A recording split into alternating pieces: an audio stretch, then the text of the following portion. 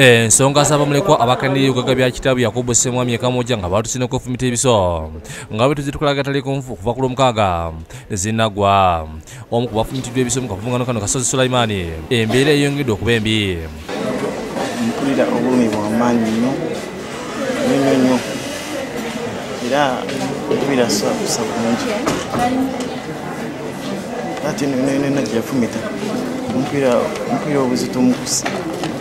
Mu ddwaliro Mulagale mu kutawula ebisago eby'amaanyi byamutuusiddwako ku mutima ne ku bulago. Bano olumulabyeko ne bakaaba.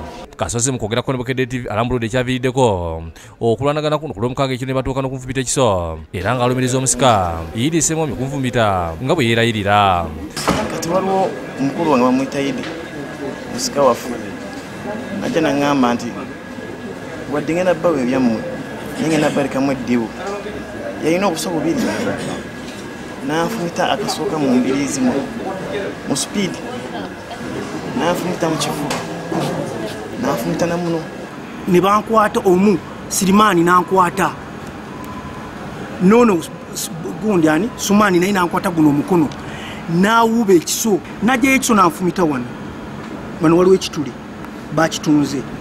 Olwamaze okufumita ekiso kati aba agenda okunyongera ekiso ekirala n'enkutama n'afumitani ono yabadde ankutte muganda we n'amufumita ekiso. Ategeeza kati nga bwali mu bulumi obw'amaanyi nga n'embeera yembi ddala. Ono alumiriza poliisi okuba mukobaane kubanga tebayamba. Kyokka ne Idi mu kwogera ku Bukedde TV olunaku olw'eggulo yalumiriza baganda be okutunda ebintu byabwe nga kati bali mu kwekwasa kuba bye bamufumita.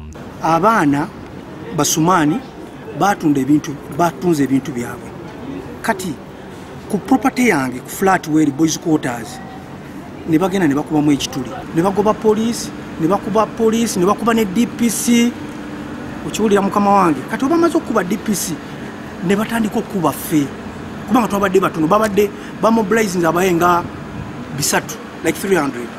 Bo abatuuze abamwe Kamoja awasangibwa ettaka n'ebikaaniro bategeezezza nga Idi bwe yali omukiro Sulaiman Kasozi lwe yafumitibwa nga bamulumiriza okumufumita. Idi yakwata ekiso n'afumita boosi ku lw'ebintu bya muzeeyi we n'amukuba ebiso bibiri mu bintu ebitaliimu. Yakola bubi nnyo era ffe katono tumumalirize naffe twamukuba emiggo egyo emiggo gyagamba nti twamukuba lwansonga yafumita omwana ebiso ate nga talina kukola kintu bwekityo. Bo abooluganda bye tusanze mu nnaku y'ekitalo mu maka Kamoja bategeezezza nga bagenda okufaafagana n'omusika okutuusa nga bwawadde omugabo gwabwe. Omwana bamusika muno yali asuze mwasulamu eno oluusi eziddako abapoliisi abalala ne bamenya luli oluggi ne bamusika muno ng'asulamu ne muwala we ne bamuwalula mpaka bweru ne bamufundira. Bwe bajja wano ne bagona ennyumba eno nga bagala kutta muto wange Sirimaani Muganda. Kyokka naye abalumiriza lunye nti baatunda ebyabwe ne badda mu kunywa enjaga n'okwenyigira mu bikolobero. Abaana Basumaani batunze ebintu byabwe kati ku property yange ku flat where boys quarters ne bagenda ne bakubamu ekituli. Albert Kavuma yakusakidde eggulu eno ku Bukedde TV.